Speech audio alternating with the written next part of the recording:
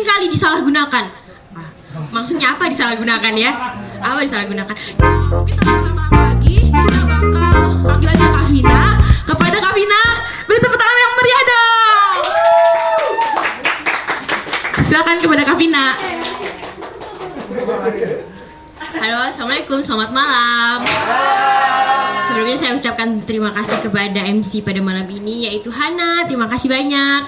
Terima kasih juga untuk teman-teman MiLive di sini yang sudah memberikan kesempatan kepada saya untuk menyampaikan sedikit materi yang mungkin saya masih belum banyak tahu, tapi saya berharap ini akan bermanfaat untuk teman-teman semua. Yeay. Jadi bertemakan ini yang pertama kali kan ini saya yang pertama kali ya. Saya yang pertama kali di sini. Terima kasih banget sudah diberikan kepercayaan tersebut. Dan pada tema malam ini mengenai tentang Violence in silence. Violence in silence ya, violence in silence. Jadi kita akan berpusat nih kepada perempuan. Ya, ada apa sih sebenarnya dengan perempuan? Teman-teman bertanya, kenapa sih selama ini perempuan tuh selalu menjadi bahan banyak lah ya bahan. Kalau saya sebutkan bahan-bahan apa nih, perempuan tuh selalu menjadi daya tarik bagi semua masyarakat. Kenapa? Karena perempuan itu memiliki berbagai macam karakter. Kalau laki-laki ditanya mau makan atau enggak, iya atau tidak. Tapi kalau perempuan ditanya mau makan atau enggak, jawabannya terserah. Dan itu akan berlanjut sampai 1 tahun ke depan. Mereka tidak akan pernah bisa menjawab dengan pasti gitu.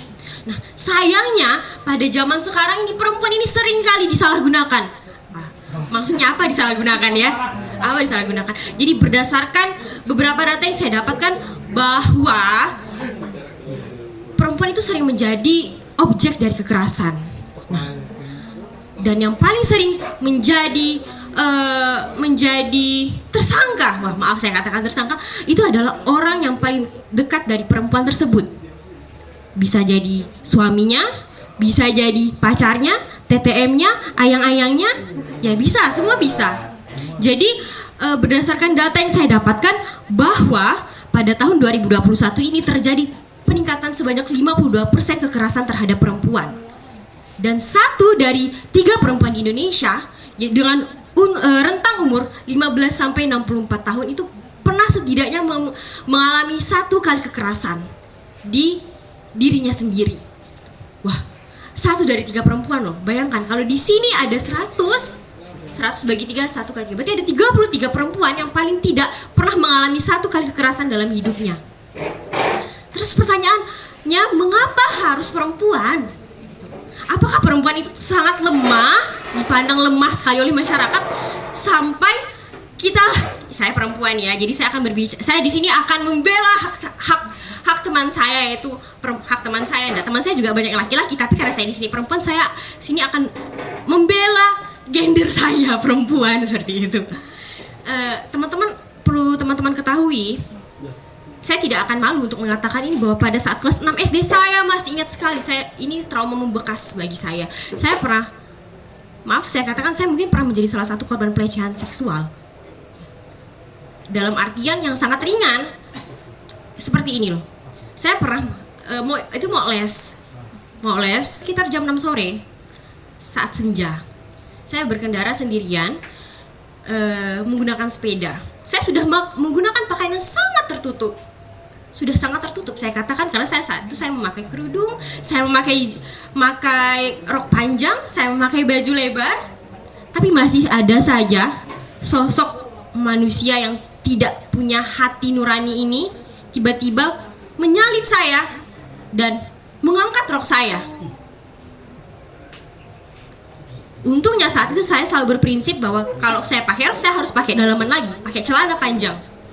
Tapi sampai saat ini bekas rasa trauma itu masih terkenang. Saya kelas 6 SD itu tahun 2009 dan sekarang udah 2022, 13 tahun yang lalu, dan saya masih dengan perasaan yang sama. Saya takut. Sampai sekarang saya takut bersepeda sendirian.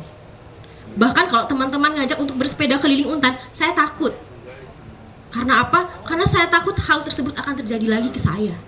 Dan saat itu saya belum punya informasi untuk memberitahu kemana saya harus melapor. Saya hanya bisa menangis di pojokan kamar seminggu. Saya tidak keluar kamar. Sampai mama saya bertanya, kenapa nak? Kenapa kamu tidak keluar kamar? Kenapa kamu menangis?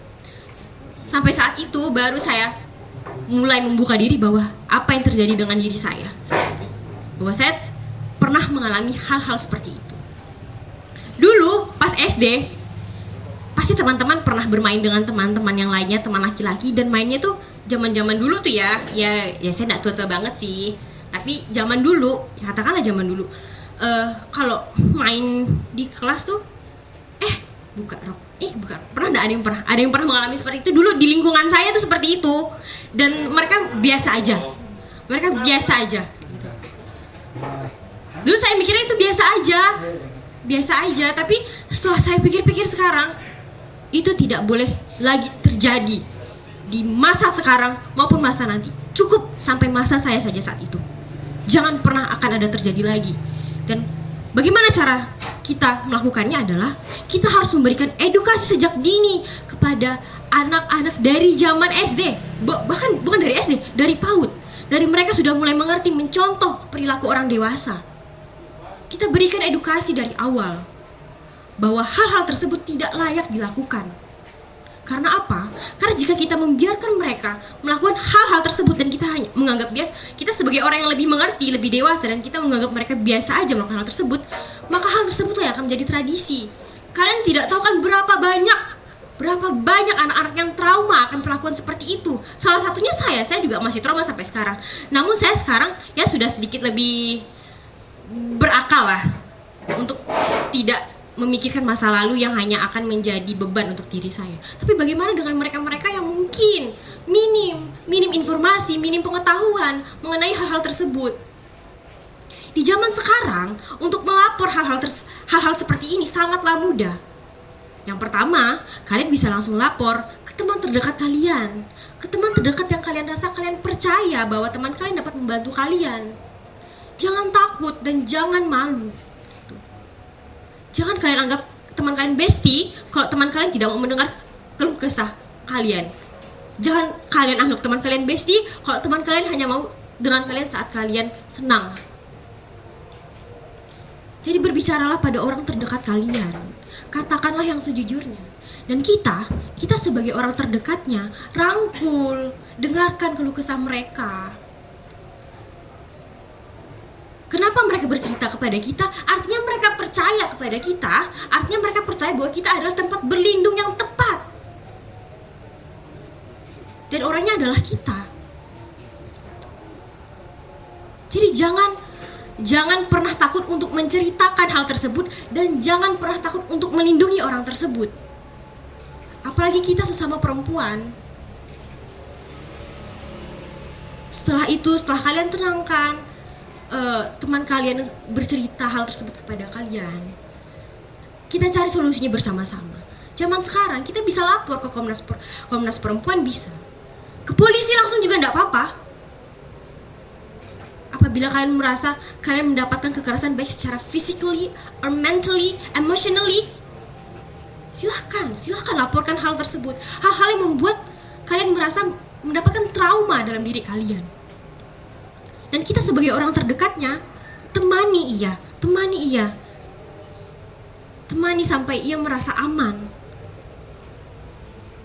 Yang terakhir adalah ajak mereka untuk cari tempat konseling.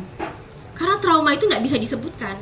Kalau saya sampai sekarang masih trauma, mungkin saya tidak akan bilang, wah saya trauma, enggak. Gitu.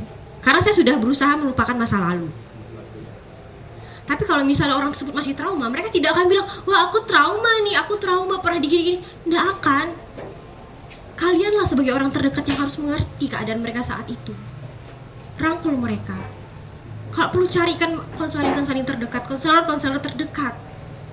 Banyak loh sekarang, lewat media sosial bisa. Teman-teman terdekat kalian bisa.